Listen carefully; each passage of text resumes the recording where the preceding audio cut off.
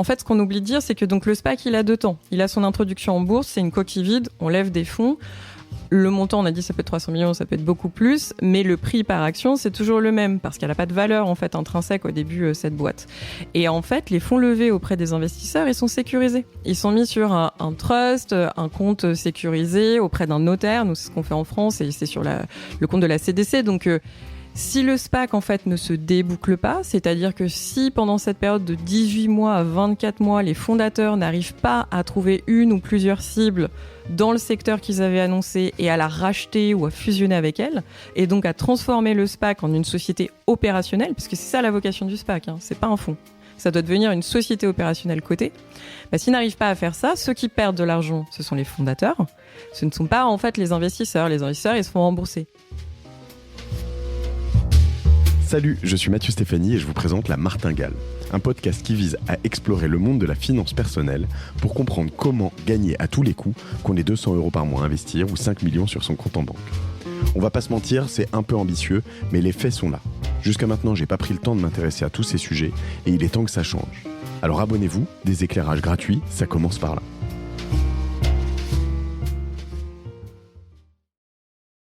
Un nouvel épisode de La Martingale qui commence maintenant avec 2 personnes en face de moi. Alors c'est la première fois que je fais un épisode, je crois, à 3. J'ai fait des épisodes à 4, à 2 évidemment beaucoup, mais à 3 je crois pas. Alors c'est aussi la première fois sans doute que je fais des épisodes de La Martingale au moins, je pense, avec des avocats. Alors 2 avocats en plus. J'ai un peu peur, je suis un peu intimidé. C'est pas sale. Je suis avec Annie Mauduit et Jérôme Herbé du cabinet... Winston et Strawn. Je te laissais la prononciation. Winston et Strawn, version française. À la française. Voilà, S-T-R-A-W-N, Winston comme les cigarettes, par exemple. Ou Churchill. Ou Churchill. Bravo, les deux bon cœur. Je me disais que, tu vois, en bon financier geek, financier que je deviens et geek que je suis depuis longtemps, le winston.com m'impressionnait. J'adore les noms de domaine. Il faut que je fasse d'ailleurs un épisode sur les noms de domaine. Mais aujourd'hui, on va parler d'autres choses complètement. Sur lequel j'espère que vous ne serez pas du tout d'accord, parce que même si vous travaillez ensemble quand même, j'ai senti quand on a préparé qu'il y avait des petites choses sur lesquelles vous n'étiez pas forcément d'accord. On va parler des SPAC. Donc voilà, ça fait longtemps que je veux faire cet épisode. J'en ai parlé sur plusieurs épisodes de La Martingale. Et on en entend parler un peu partout, tout le temps. Dans les newsletters de finance, on ouvre les Échos, la Tribune, tous les magazines financiers ou économiques un peu en ce moment. On sait. Moi, je voyais à peu près le principe, mais avant d'en parler avec vous, j'étais quand même pas du tout au fait exact de ce que c'était. Et donc, je pense que moi, j'ai envie d'apporter à mes auditeurs, à un certain nombre de Français francophones au moins, un peu d'éducation financière, si je puis dire ainsi. Et voilà, donc SPAC, c'est S-P-A-C, ça veut dire quoi ? Ça veut dire Special Purpose Acquisition Company ou Corporation, enfin l'un ou l'autre. Donc c'est une société dont le but est de réaliser une acquisition ou plusieurs acquisitions. Voilà, c'est ce que ça veut dire, SPAC. Alors on dit un ou une SPAC, c'est comme on veut, on en a parlé. Oui, c'était ma question d'après. Oui, bon, nous on a tendance à dire un SPAC, mais comme c'est une société, on peut dire une SPAC aussi. Voilà, les deux vont. J'avais en tête une SPAC, moi en effet, je sais pas pourquoi, mais un SPAC, ça fait un peu un SPAC de bière, je sais pas, mais donc je suis resté sur la SPAC, mais on va dire les SPAC aujourd'hui, comme ça met le problème derrière nous. Ok, donc Special Purpose Acquisition Company, donc une société dont le propos est d'acheter une ou plusieurs autres sociétés, c'est ça ? Absolument. Donc, on va investir dans une société qui est une sorte de financière, en fait, à l'origine, en tout cas, qui a pour objectif d'en acheter une autre, donc de faire une acquisition, mais on n'est pas sûr qu'elle puisse faire cette acquisition. Enfin, on sait pas, je sais pas, je veux dire, moi, je vais faire une SPAC pour acheter Nestlé, parce que je suis ambitieux, tu vois. Mais Nestlé, il n'a peut-être pas envie d'être acheté, tu vois. Donc c'est pas exactement ça ? Ouais, et y puis a- surtout, tu vas pas dire que tu vas acheter Nestlé à l'origine, en fait. D'accord. C'est avant tout un projet qui est porté par ce qu'on appelle les fondateurs ou les sponsors. Donc, ça va être plusieurs personnes qui ont un très beau track record, soit dans le M&A, donc dans les fusions-acquisitions, donc qui ont déjà fait des acquisitions, soit qui ont un très beau track record dans leur secteur. Track tu vois. record, c'est une expérience. hein. Ouais, c'est une expérience, une expertise. Alors, ça peut être des très grands noms médiatiques comme ceux qu'on a vus jusqu'à présent en France, Xavier Niel, Moïse Alexandre Zouari. Très récemment, il y a aussi des grands groupes, Yacine Agache ou Tikeo. Mais en Ouais. fait, ça peut aussi être des gens qui sont moins connus du grand public, mais qui sont très bien connus des investisseurs, des anciens des PDG, des anciens financiers, des créateurs d'entreprises qui ont eu un succès, qui ont vendu leur boîte. C'est des profils comme ça, en fait. Donc ça, on appelle ça le sponsor. Ouais. Le Ou le sponsor, fondateur. le fondateur, d'accord. ouais. Donc c'est un ou plusieurs Un éventuellement. ou plusieurs. ouais. Et donc il va avoir il ou elle va avoir une expertise. Je sais pas, moi je peux être un sponsor ou un fondateur dans le golf et je vais racheter des golfs dans le monde entier parce que je crois que le golf va se déployer, etc. Et je vais faire le tour du marché. Je vais dire donnez-moi de l'argent pour aller acheter des golfs et je vais grâce à mon expertise, les rendre plus beaux, plus chers, plus rentables, en faire d'autres. Donc je vois une sorte un business plan, sauf qu'au lieu d'avoir un business plan comme un fondateur de start-up où je pars de rien, là on va partir d'acquisition pour faire mieux et plus, c'est ça ? Si on revient à ta question de départ, parce que il faut comprendre ce que c'est qu'une SPAC ou un SPAC. Un SPAC, c'est juste une enveloppe. Voilà. Donc c'est une enveloppe. Et on peut prendre l'analogie de l'enveloppe jusqu'au bout, c'est-à-dire que c'est une enveloppe dans laquelle on sait qui est l'expéditeur, mais on ne sait pas encore exactement où elle va aller. Donc, on investit dans une enveloppe parce qu'on fait un pari. On fait un pari, c'est que les fondateurs ou les sponsors, comme Annie vient de le décrire, sont des gens qui sont en mesure de réaliser des opérations parce qu'ils ont cette expérience, parce qu'ils ont... La street cred. Exactement. Ouais. Et on leur fait confiance et on leur dit, bon ben voilà, je vais te confier une partie de mon argent, je te confie mon argent, donc j'investis dans cette enveloppe et avec cette enveloppe, toi tu vas faire des choses. Voilà. Très clair. Et c'est comme ça, c'est ça un SPAC. Un SPAC, c'est une enveloppe qui au départ est vide, elle ne contient que les fondateurs et évidemment un peu de financement, un peu de mise de fonds de départ. Mais en réalité, on va sur le marché pour remplir l'enveloppe avec des billets et laisser les fondateurs dépenser les billets d'une façon qu'on espère être... Investir, on va dire. Ouais, investir. Non, mais on espère que ça va permettre d'augmenter la valeur de l'enveloppe ou la taille de l'enveloppe à la fin. Voilà. Mais c'est Très pas une clair. financière, parce que tu as utilisé ce mot tout Ouais. à l'heure. Je pense que c'est important de dire, c'est pas un fonds. En fait, au début, c'est une coquille vide. Donc, c'est vrai que tout le monde assimile ça à un fonds. En fait, donc les fondateurs, comme le disait Jérôme, ils constituent la boîte. Franchement, elle a 2-3 semaines et tu la cotes juste derrière. Au moment de son introduction en bourse, tu lèves des fonds auprès des investisseurs. Alors en France, ça va plutôt être des investisseurs qualifiés parce que c'est un produit assez compliqué au début. Et donc ça, c'est la première grande étape de sa vie. Et donc elle est cotée pendant à peu près 1 an et demi, 2 ans, les fondateurs. Elle est cotée en bourse. Elle est cotée en bourse. Donc Euronext ou Euronext, Nasdaq, NYSE. Je vais arriver en bourse, je vais voir l'AMF en France, l'AMF, ouais. l'AMF et puis le prestataire qui va me coter Euronext. donc voilà, Euronext. Et je vais leur dire regardez, j'ai un truc, il n'y a rien dedans. Ouais. Mais je pense que ça vaut beaucoup. On va le coter, c'est un peu ça. C'est en fait ça qui paraît hallucinant. Ça vaut en fait. rien au début. Ça vaut rien Non, ça vaut rien. Le prix, c'est toujours le même. C'est soit 10 €, soit $10 aux États-Unis. C'est un prix fixe de souscription. Alors, ça, c'est la part qui vaut 10 €, $10 ou c'est la SPAC? Non, le SPAC. c'est la part. La c'est part. la part. La Mais part, alors, il peut mais- y avoir 10 milliards de parts ou 10 Voilà, millions. tout à fait, D'accord, ouais. ok. Ça dépendra de l'appétit du marché. Ok. C'est le principe d'une intro en bourse, c'est toujours le même. On a une idée de valeur et on la teste. Et on la teste auprès d'un certain nombre d'investisseurs. Ça donne un prix de départ et ensuite c'est comme ça qu'on price. Mais là, c'est ouf, c'est quand même ouf. On est d'accord. Je veux dire, ça peut paraître un peu lunaire. absolument.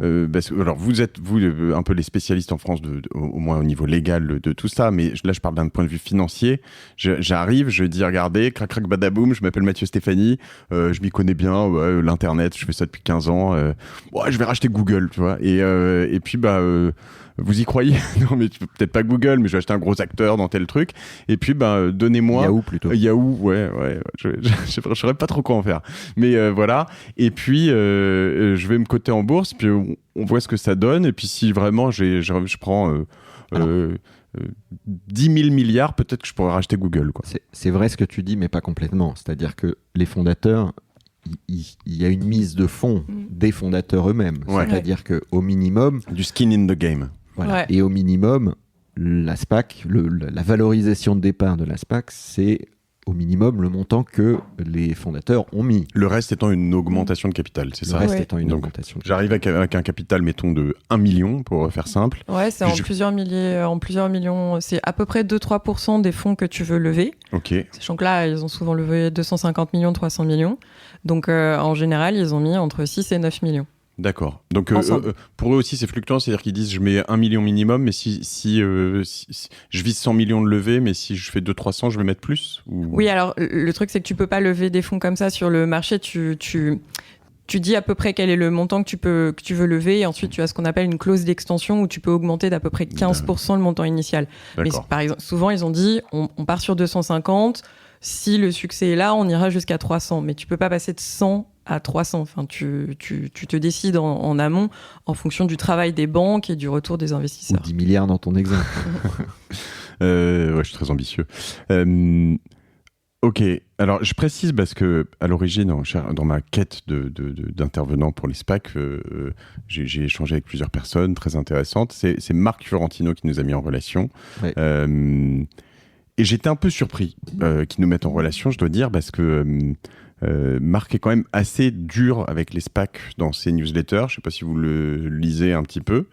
Et alors, là, je vais vous rentrer un peu dedans, mais notamment, il dit que c'est un truc pour gaver les intermédiaires. Alors, je ne sais pas si vous êtes dans cette série d'intermédiaires ou si lui, il pense aux sponsors, mais il se dit, en fait, c'est un endroit où... C'est Il un peu pense aux banques. Il pense aux banques, mais il se dit, en fait, il y a plein de gens qui font du business autour des SPAC, mais alors peut-être que j'interprète mal ce qu'il dit, mais il n'a pas l'air complètement convaincu par le truc, un peu comme les cryptos, quoi, pour lui, mais...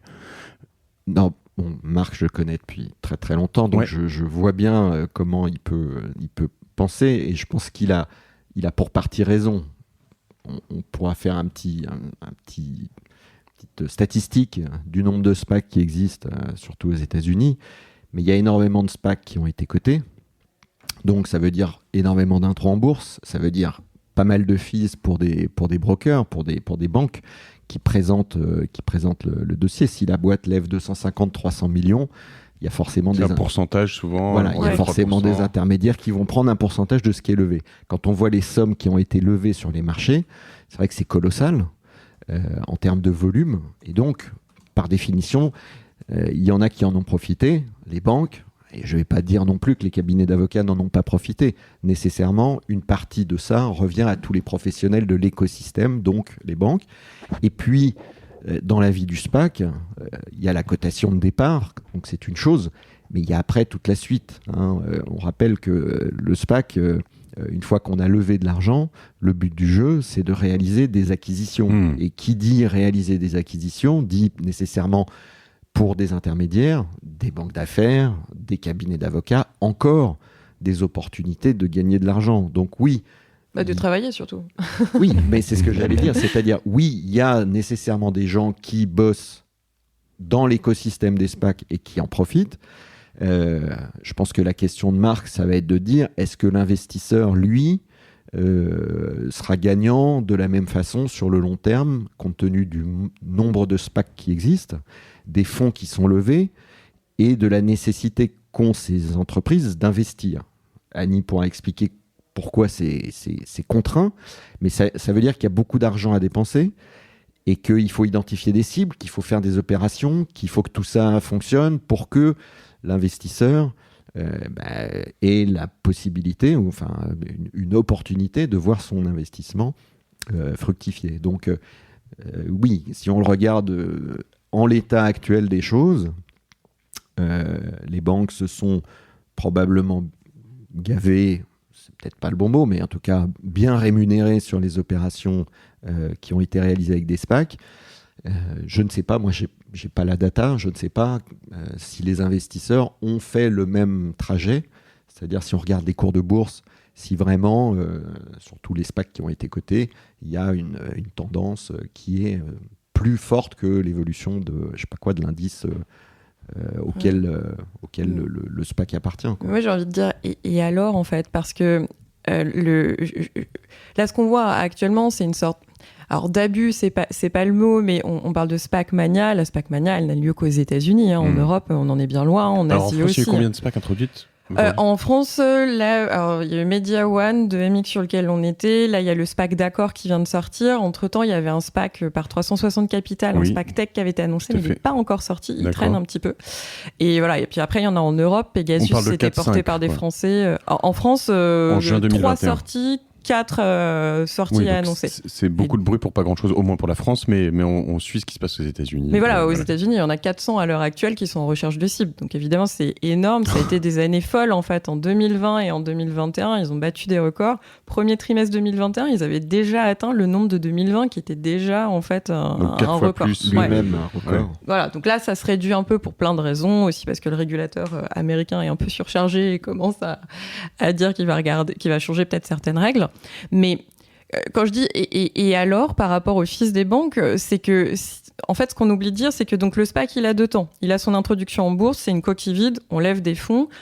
Le montant, on a dit, ça peut être 300 millions, ça peut être beaucoup plus, mais le prix par action, c'est toujours le même, parce qu'elle n'a pas de valeur en fait intrinsèque au début, cette boîte.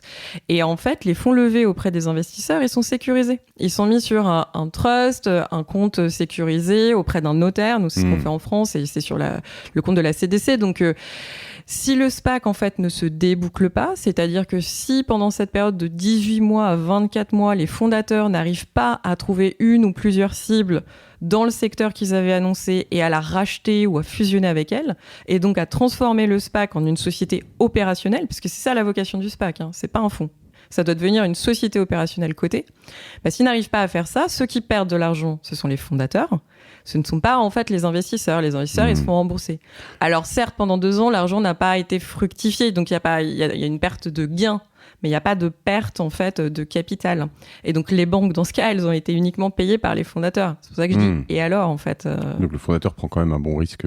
Il prend un risque. Non, mais et c'est pour ça que je veux comprendre tout ça.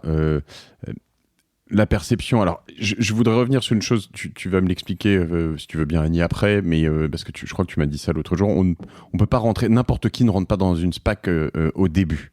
Donc ça, on va y venir après, parce que justement, ça veut quand même dire qu'il s'agit d'investisseurs avertis. A priori, on n'est pas quand même en train d'arnaquer une armée de pimpins, quoi. L'idée, c'est quand même de vraiment être sur voilà. Mais le pimpin que je suis, en tout cas, tout ça me fait dire, on est quand même dans un truc, quand tu me dis 400 SPAC qui cherchent à investir, c'est quand même un marché boule, quoi. Enfin, on est dans un truc où en fait, il y a tellement d'argent que, en fait, on investit dans des boîtes un peu virtuellement en se disant, bon, ouais, elles vont essayer de faire ça. Si elles y arrivent, tant mieux. Si elles y arrivent pas. Et puis en face, il y a quand même aussi, cette fois-ci, tu dis, ce sont pas des fonds, mais il y a aussi des fonds qui, eux, ont des cibles aussi, veulent racheter des boîtes avec le management. Donc, tu te retrouves quand même en concurrence avec de temps en temps d'autres personnes qui veulent te racheter, donc tous les prix montent, et comme tu le disais, je l'avais pas réalisé, Jérôme, mais dans ces intermédiaires aussi, c'est clair, j'imagine que la banque qui a monté la SPAC, je dis une fois sur deux comme ça, voilà, c'est quand même aussi généralement celle qui fait l'acquisition derrière. Il y a une suite logique, quoi. Donc, bon, alors les fees sont négociés aussi, j'imagine, en conséquence, mais voilà, donc c'est vrai que tout ça, tu te dis, enfin, ça paraît presque aberrant, j'exagère un peu, mais je sais plus entre les fonds et les SPAC et tout ça on peut le voir avec plusieurs prismes, en tout cas de plusieurs côtés. Effectivement, on peut se dire il y a une concurrence entre les SPAC et les fonds pour les cibles.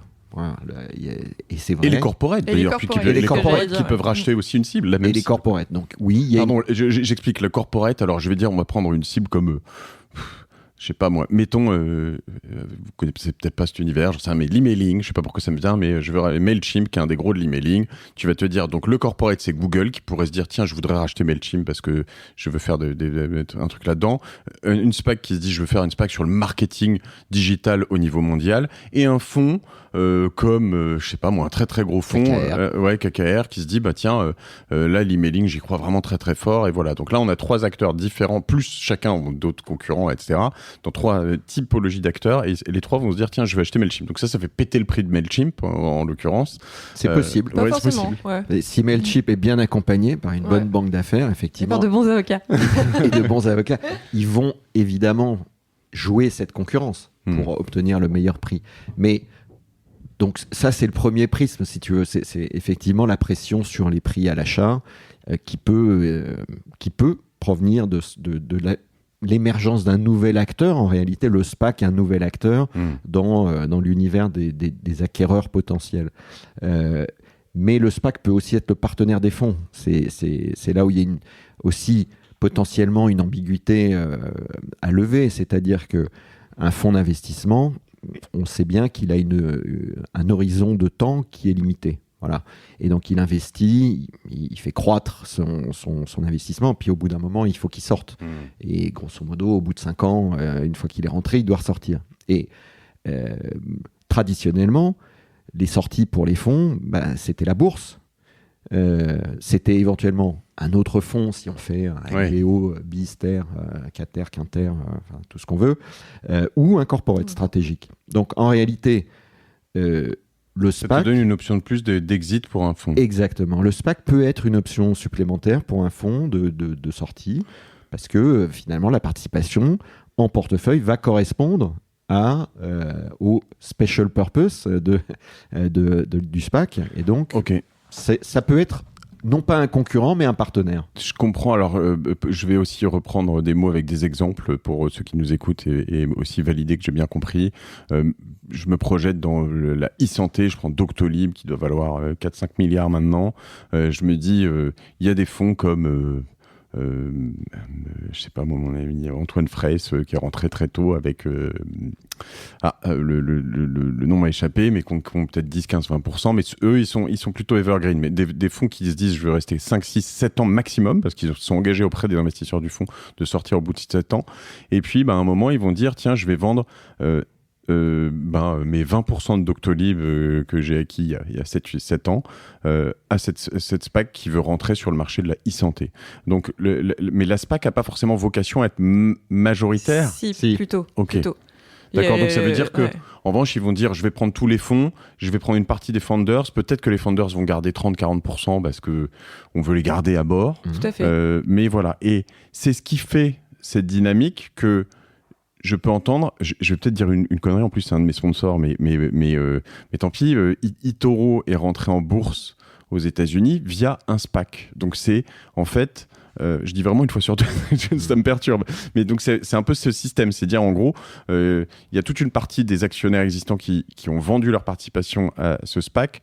Et en fait, on parle d'une forme d'introduction en bourse d'un acteur, mais en fait, qui n'est pas une vraie IPO, comme on dit. Donc c'est une reverse IPO. C'est pas une IPO, parce que IPO, ça veut dire Initial Public Offering. Et là, donc, c'est vraiment l'introduction en bourse. Elle a déjà eu lieu. Mais... Donc, l'introduction en bourse a déjà eu lieu. Donc, c'est un rachat par une entreprise cotée, déjà cotée, mais donc qui n'est plus une coquille vide, qui devient une coquille pleine. C'est exactement le but. D'accord. Donc j'avais pas compris cette dynamique. Ok. Et c'est le but. Ça permet aussi de faire les choses plus vite, parce que ce système. Reverse IPO, pardon. C'est reverse IPO, mais parce qu'en réalité, on voit bien que dans ton exemple, eToro a une certaine valeur opérationnelle, elle a une activité, elle a des clients, etc. Et elle se fait racheter par ce qu'on appelait une coquille. Elle se fait racheter par cette enveloppe vide. Donc, reverse IPO, parce qu'en réalité, c'est l'enveloppe qui est cotée, mais la valeur, elle est dans la cible. Donc, le business est en dessous. Oui, c'est l'inverse. Ouais, c'est l'inverse, même si, à l'issue de l'opération, les gens qui étaient actionnaires de eToro vont se retrouver... titulaire de titres de la SPAC, qui est déjà coté, et donc seront dans la même situation que si eToro avait fait une IPO elle-même. Mais il y a quand même, si mettons que cette SPAC valent 1 milliard, qui rachète eToro 1 milliard, ou sur une valo, peu importe, 1 milliard, c'est-à-dire que tous les actionnaires d'eToro avant récupèrent l'équivalent de leur cash sur 1 milliard. Est-ce qu'il y a un transfert d'actions possible? Est-ce qu'ils peuvent devenir actionnaires d'eToro via le SPAC? Il y a beaucoup de fusions. Okay. Justement, aux États-Unis, en fait, la cotation via l'achat par un SPAC est mis en concurrence avec une IPO classique parce qu'en fait, c'est une IPO accélérée. On n'aura pas tout à fait les mêmes problématiques en Europe parce que ce ne sera pas forcément une IPO accélérée. Mais aux États-Unis, ça permet de rendre l'introduction plus rapide. Et donc souvent, ça se fait par voie de fusion. Donc oui, il va y avoir un échange de titres. Donc en fait, ceux qui veulent rester dans le eToro SPAC déspaqué post-fusion peuvent en fait. Mais ça permet aussi à certains d'entre eux de sortir et de faire du cash out en fait. Ok, alors je vais faire wow, un instant quand même parce que là on a fait cash out, déspaqué, reverse IPO, machin. Non, j'ai compris dans les grandes lignes, soyons clairs, mais je veux être certain que tout le monde comprend. Déjà, moi je suis quand même déjà pas mal dans ces business. J'ai pas fait d'IPO encore, mais donc d'un IPO, je redis introduction en bourse, reverse IPO, on vient de comprendre. Tu as utilisé un terme déspaqué. Ouais. Voilà. Déspaqué, c'est la deuxième étape de vie du SPAC. Donc d'abord, il y a son introduction en bourse, c'est une coquille vide, ils lèvent de l'argent, les fondateurs lèvent de l'argent sur leur nom. Et ensuite, sous 18 à 24 mois, les fondateurs doivent impérativement en fait trouver une cible ou plusieurs cibles valables pour déspaquer, donc défaire le SPAC en fait, afin qu'il soit acquiert, soit fusionne. On peut le faire selon toutes les méthodes habituelles des fusions-acquisitions. Ça peut être une fusion, mais ça peut être une acquisition. Et que le SPAC, du coup, détienne ou devienne la cible qui est opérationnelle. Ça, c'est le despacking. Pardon, juste avant, Jérôme... j'avais besoin. En fait, tout à l'heure, j'ai utilisé ce mauvais terme qui était une financière. Donc, financière, c'est un terme qui est précis. Ce que je voulais dire, c'est que, en fait, quand tu déspaques, c'est que tu passes d'un statut que j'appelais financière, mais qui n'est pas le bon terme, de coquille, mais je voulais dire une société financière, en tout cas, c'est-à-dire qui n'a pas d'opérationnel, à tu déspaques, donc tu n'es plus un SPAC, en fait. Non, tu deviens une société opérationnelle, donc tu n'es plus ce que j'appelais une financière, mais tu deviens un vrai. Donc voilà, en gros, typiquement. Je reprends ce SPAC qui s'appelle, je sais pas moi, Atoro, qui rachète eToro, qui devient eToro finalement à la fin. Ouais. Donc du coup, l'idée c'est vraiment potentiellement la même société. Alors de temps en temps, j'imagine qu'ils vont acheter eToro, ses concurrents, et puis ils vont tout fusionner. L'objectif étant de faire des économies, plus de reach, etc., etc. C'est ça. Souvent, l'objectif du SPAC, et surtout en Europe, c'est de constituer des champions en fait dans un secteur. Donc il faut d'abord une très grosse opération de M&A, c'est celle qui permet en fait de déspaquer, parce qu'on a des critères en fait. Comme je le disais tout à l'heure, le cash, l'argent levé auprès des investisseurs sur le marché lors de l'introduction en bourse du SPAC, il est bloqué. Et donc en fait, on ne peut l'utiliser, les fondateurs ne peuvent le prendre que pour soit liquider le SPAC parce que c'est un échec et donc on rend l'argent aux investisseurs, soit pour acheter la cible. Mais la cible, elle doit avoir un certain nombre de critères, croissance, levier, etc., etc. Et surtout, il y a un critère lié à la valorisation. Donc en fait, il faut que la valorisation soit au moins de 75% des fonds levés. Ça, c'est légal ou c'est... Alors, c'est des règles de marché aux États-Unis qu'on a reportées en Europe parce que les investisseurs sont souvent les mêmes, donc ils s'attendent à avoir ces économiques en quelque sorte. C'est même 80% maintenant aux États-Unis, mais nous, on maintient 75%. Ça veut dire que la valeur de la société ne doit pas perdre plus de 25%, c'est ça ? Non, ça veut dire qu'en fait, très bizarre, la valeur d'entreprise de la boîte, telle que tu l'as estimée, en fait, donc en gros, le prix que tu es à peu prêt à payer, il faut que ça corresponde au moins à 75% des fonds levés.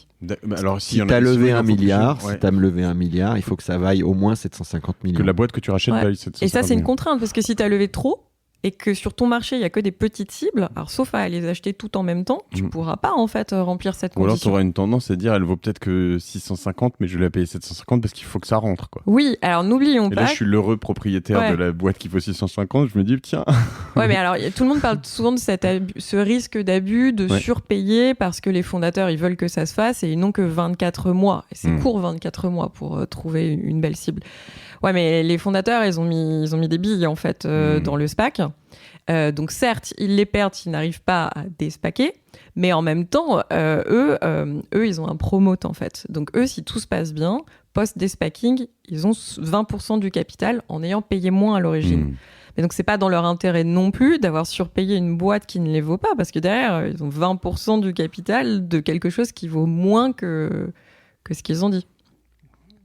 Donc il y a des intérêts qui sont alignés quand même en fait, et qui limitent les écueils. C'est presque très clair. Non, c'est assez clair. Non, c'est assez clair. La question que je me pose... Alors, je voudrais venir sur le quand on peut rentrer dans un SPAC quand on est un investisseur. Qui est quand, parce que qui est quand, exactement. Mais avant ça, est-ce que vous pouvez me prendre me raconter un exemple de SPAC français potentiellement ? Annie, c'est pour toi. Le seul qui soit allé jusqu'au bout pour l'instant, c'est le premier et le plus vieux, c'est Media One en fait, qui a été lancé en 2015 et même février 2016. Pigas, Niel, c'est ça ? Pigas, Niel et Capton. Capton, c'est ça. Voilà, donc plutôt dans le secteur des médias. Donc introduction en bourse à peu près entre février et avril 2016. Ils lèvent des fonds, 250 millions de mémoire. Ils avaient mis à peu près 6 millions au pot chacun ensemble, donc 2 millions chacun. Et puis finalement, ensuite, leur grosse opération de croissance externe dans la période limitée de 2 ans, ça a été l'achat d'AB Productions. Hélène et les garçons. Voilà. Ils ont racheté Hélène et les garçons. et pas mal d'autres. Et Premier Baiser, et toute la totale. Voilà. Et donc ça a été leur premier rachat. Donc ça leur a permis d'utiliser l'argent. Tout de suite, la SPAC perd toute sa crédibilité. Tu vois. Écoute, j'ai monté un SPAC, j'ai levé 250 millions, j'ai racheté Hélène et les garçons. Mais en fait, ils ont surtout racheté la plateforme. De ce que je comprends, c'était du digital quand même. Ouais. Et donc après, ça les a pas empêchés. Donc ils sont devenus opérationnels. Ils ont gardé le nom Media One. D'ailleurs, il y a beaucoup de références dans la série 10%. Et ensuite, ils ont continué à faire des opérations de croissance externe, comme n'importe quel corporate, comme on disait tout à l'heure. D'accord. Donc, introduction en bourse. Ensuite, ils se sont déspaqués et sont devenus opérationnels avec l'achat d'AB Productions. Et puis, il se trouve que finalement, au bout de quelques années, les majoritaires, dont certains étaient les fondateurs, ont même fait une offre publique d'achat. Donc, ils ont fait une OPA pour sortir en fait la société de la cote. Donc c'est plus cotée en bourse. Elle est plus cotée en bourse. Ah, donc ils ont fini le cycle. Ouais, ils ont fini le cycle. C'est pas forcément la fin du cycle d'un SPAC. Il n'a pas forcément vocation à sortir de la bourse, mais comme n'importe quelle société cotée, c'est une porte de sortie. Et peut-être qu'ils reviendront. Peut-être qu'elle reviendra cette société en bourse si elle l'estime nécessaire en fait. Peut-être qu'elle sera rachetée par un SPAC. Peut-être. Plus gros. Alors, je reprends l'exemple Media One. 2016, donc c'est un peu l'apparition des SPAC en France. Enfin, complètement d'ailleurs. C'est le premier. Je veux dire, même médiatiquement, moi, j'en avais, je pense, jamais entendu parler réellement avant. Donc, je me souviens alors, je connaissais évidemment déjà de loin Pigas, Niel, évidemment, Capton. Hein, c'est pour moi le moment où il est apparu sur mon radar. Il crée cette SPAC qui s'appelle Media One. Il la cote en bourse en 2016. En 2017-2018, il rachète AB Productions. Et ensuite, il rachète un certain nombre d'autres cibles. D'autres actifs, potentiellement en faisant des emprunts, du business as usual. Donc là, ça veut dire qu'ils sont déspaqués. Ce n'est plus une SPAC. C'est une société cotée en bourse comme les autres. Et après, ils rachètent, donc ils sortent de la bourse par le biais d'emprunts ou de cash perso, peu importe d'où vient ce cash. Ils rachètent, et donc ce n'est plus une société publique, ce n'est plus une société cotée qui s'appelle Media One et qui a désormais AB et plein d'autres boîtes et plein d'autres qui est très forte dans la production européenne de contenu et la distribution digitale, etc., etc. Voilà, là on est sur un cycle complet, ok ? Tout ça est très clair désormais, déspaqués, sponsors, tout ça, les 3 sponsors sont les 3 personnes dont on a parlé. J'y vois très clair. À quel moment, moi, sachant que je ne suis pas un investisseur professionnel au sens légal du terme, je crois qu'il y a Vous connaissez un peu le sens légal du terme, vous savez ce que ça veut dire ? Oui, un peu. La directive MIF, peut-être. Oui, la directive MIF, vous pouvez me dire simplement ? Je crois qu'il faut avoir investi plus de 500 000 euros sur une période de... Non. Il y a plein de critères. Ouais, en gros. Il y a plein de critères, oui, mais en gros, c'est celui-là. Et Il faut ou avoir une expérience professionnelle, ou c'est pour ça Ouais, que si je j'ai- suis banquier Par d'affaires, exemple. même si j'ai pas investi en perso, mais pour le compte de tiers, je peux quand même être considéré comme. ça peut marcher. D'accord. Donc ça veut dire que typiquement, je le sais parce que sur un dossier qui s'appelle, une boîte qu'on a montée qui s'appelle Fairshares, pour laquelle on propose au grand public d'acheter des fractions, des parts, ce qu'on appelle du secondaire, des parts d'actions de sociétés comme Cityscoot récemment et plein d'autres qui vont venir prochainement. On passe par un certain nombre de prestataires qui sont des PSI. Alors, je surnage un peu dans le truc, mais pour être capable de proposer des actions à des personnes qui sont pas des professionnels de l'investissement. Mais c'est quand même complexe.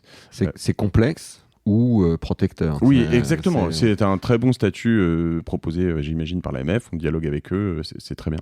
Donc, pour rentrer dans une SPAC à l'origine, quand Media One se crée, quand mes 3 sponsors dont on a parlé tout à l'heure arrivent et disent « je crée Media One », moi, Mathieu Stéphanie, je peux pas arriver et dire « je veux mettre 10 000 euros là-dedans ». Aux États-Unis, tu pourrais, parce que c'est vraiment ouvert à tout le monde.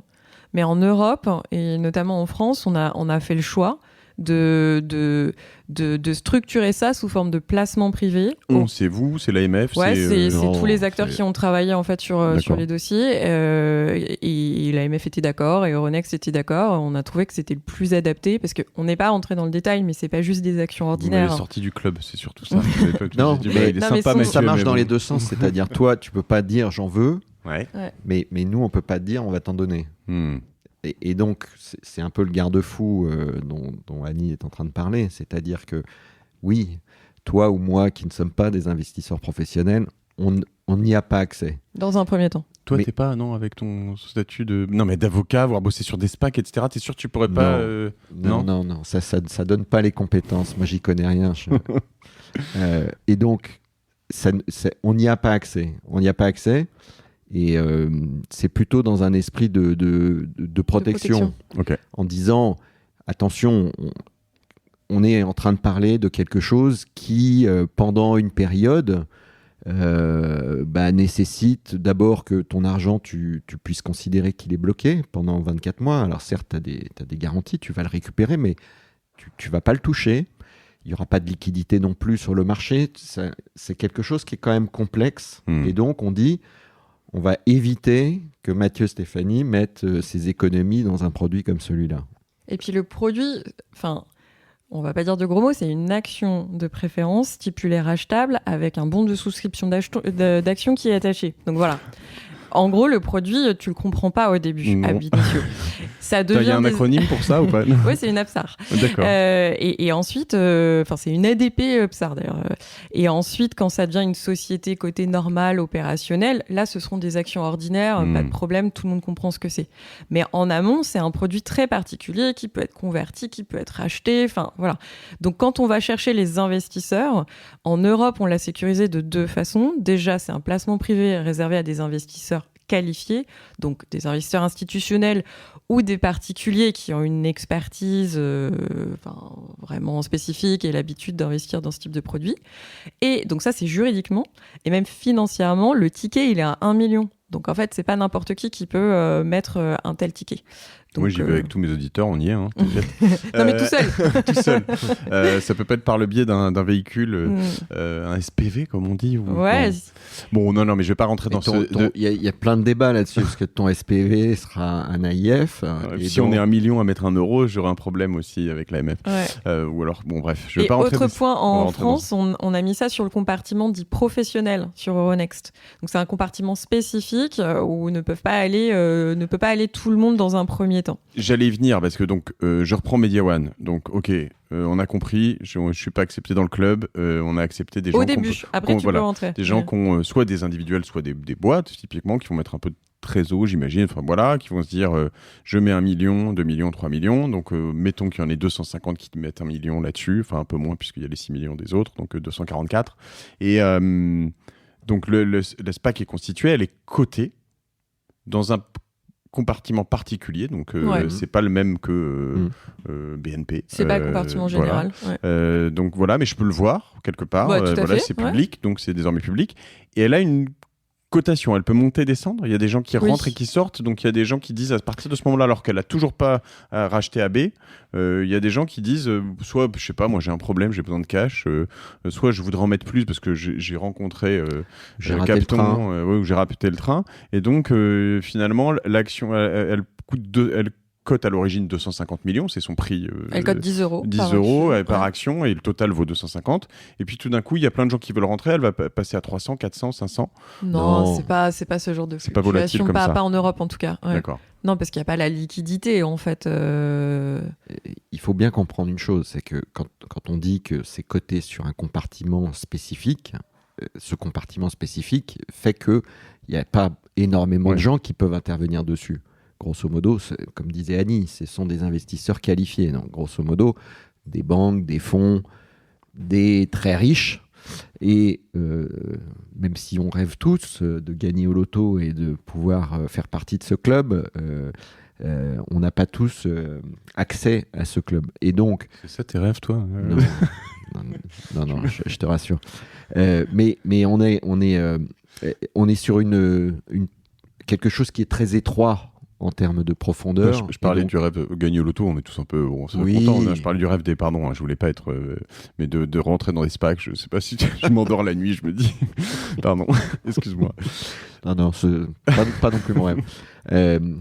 Donc c'est un compartiment étroit, il y a une liquidité étroite. C'est pas ce que j'allais dire, c'est pas Wall Street Bet voilà, c'est pas des gens qui vont dire, des raiders qui vont dire on va faire péter le prix de cette SPAC.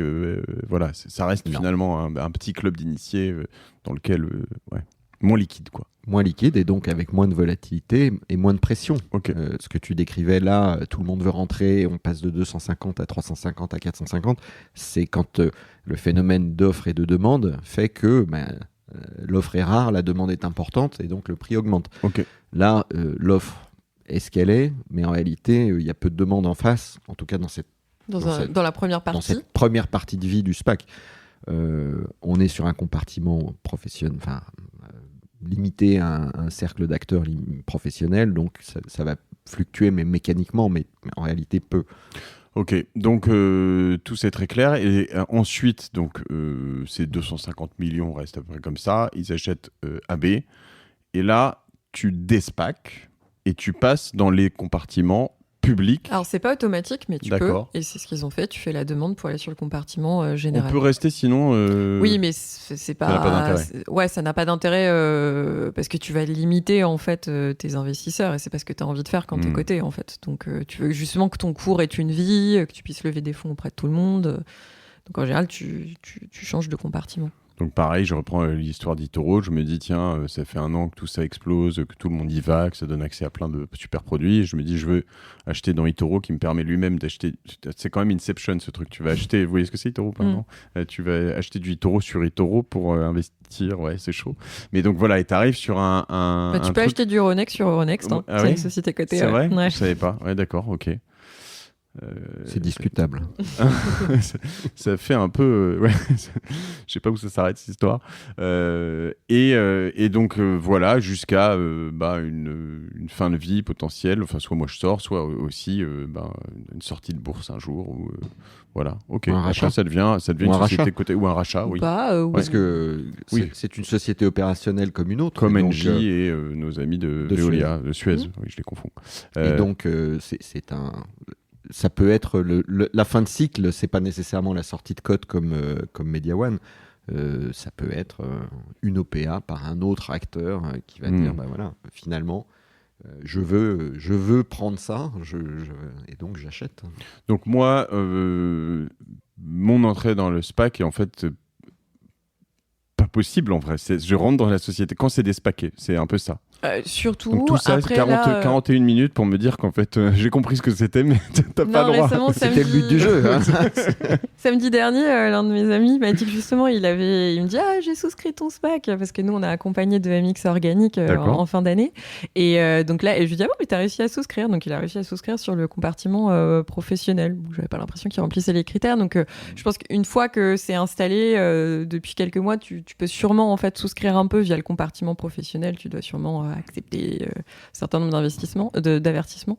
Mais en revanche, c'est surtout une fois qu'elle sera despackée, comme on dit, que là, ce sera vraiment ouvert au retail.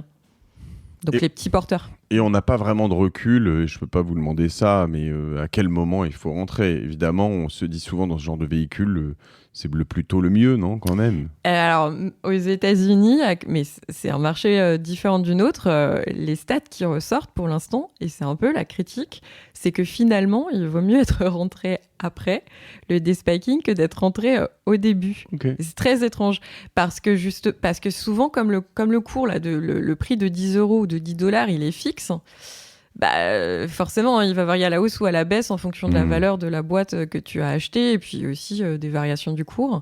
Et donc, il ressort plutôt une baisse, en fait, par rapport aux 10 €, ou $10, dans un premier temps post-despacking.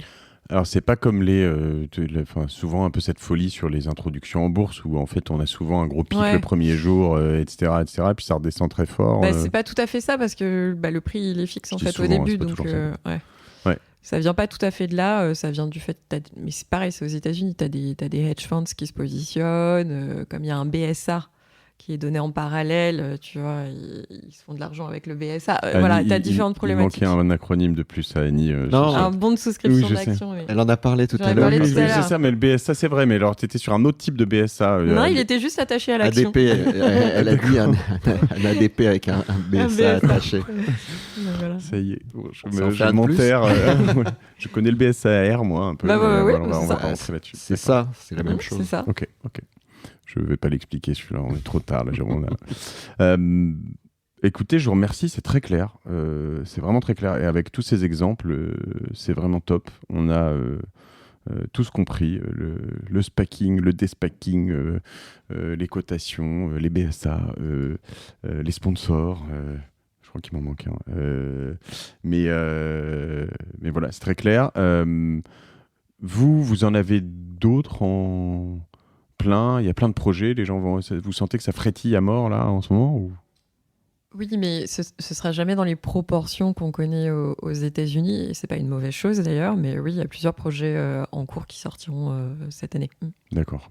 Et il y a certaines opérations qui impliquent des SPAC, parce que, comme on l'a dit, je veux dire, il y a tellement d'argent qui a été levé, tellement de SPAC qui ont des capacités financières d'intervention, qu'on sait qu'il y a un certain nombre de dossiers qui seront des dossiers de despacking, donc des dossiers dans lesquels c'est justement ce SPAC, cette SPAC, comme tu veux, qui va procéder à une acquisition. Parce que les entrepreneurs, par exemple, qui nous écoutent, leur société peut être l'une des cibles en fait d'un SPAC.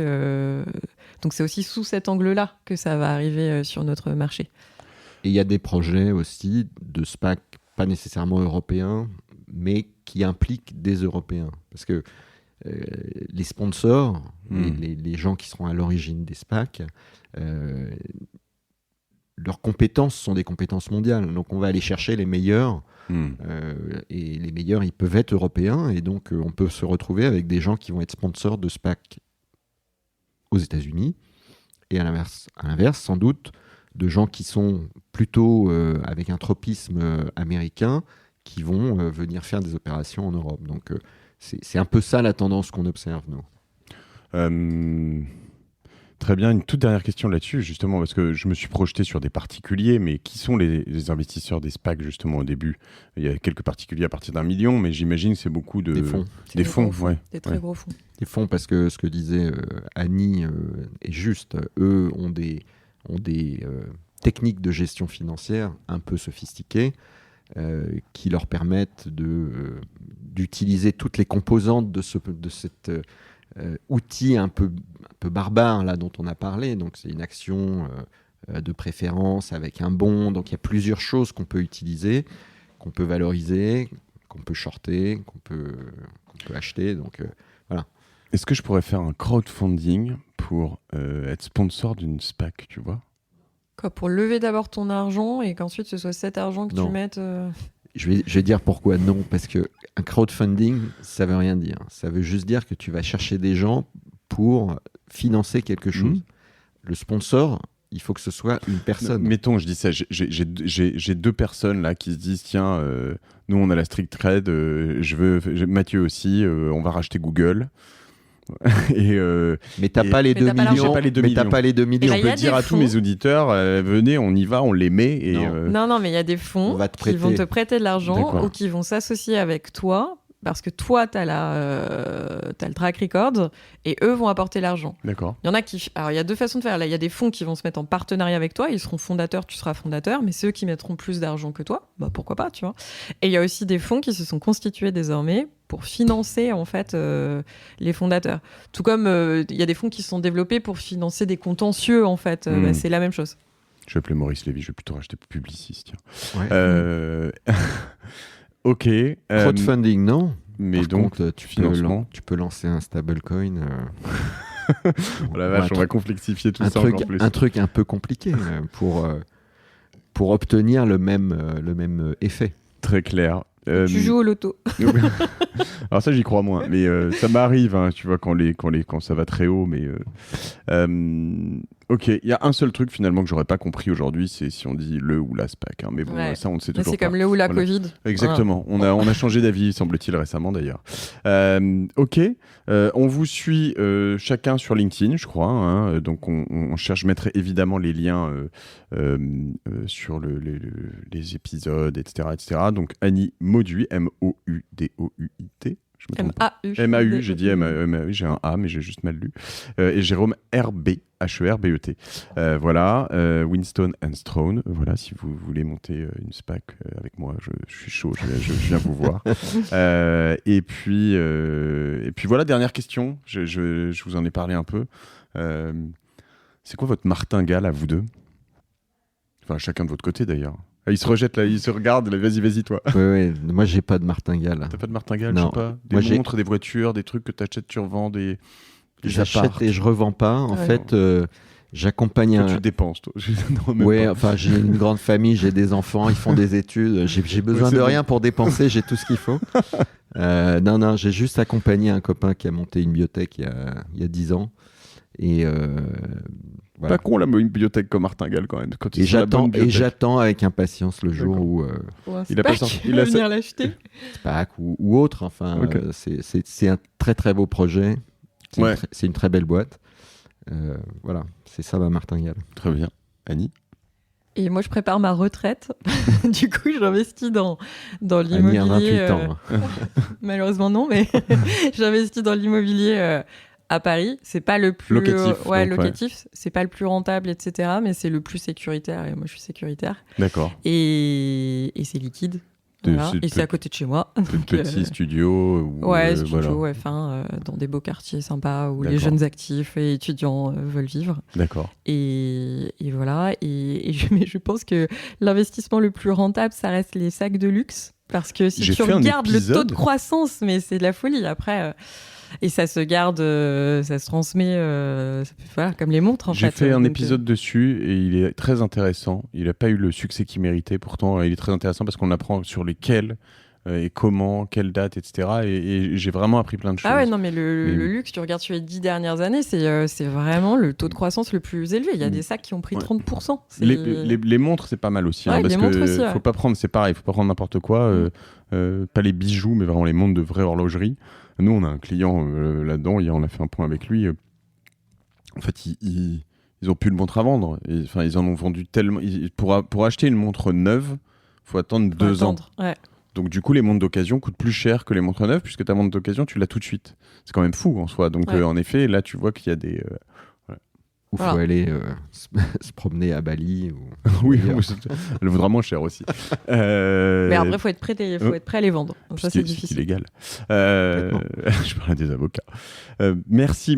C'était très clair. Je regrette de ne pas vous avoir mis dos à dos à un moment ou un autre, mais on avait l'air à peu près accordé sur les violons, sur tout ça. Donc, merci Annie, merci Jérôme. Merci à pour toi. tout Merci ça. beaucoup. Merci à vous tous de suivre la martingale. Merci de tous vos messages. C'est fou. Semaine après semaine, voilà, je me régale à faire tout ça et c'est grâce à vous de rencontrer des experts comme Annie et Jérôme et de pouvoir assouvir ma curiosité. On dit assouvir, ça se dit ouais. Oui. Voilà. Voilà. Allez, je vous embrasse. À la semaine prochaine sur La Martingale. Salut, ciao.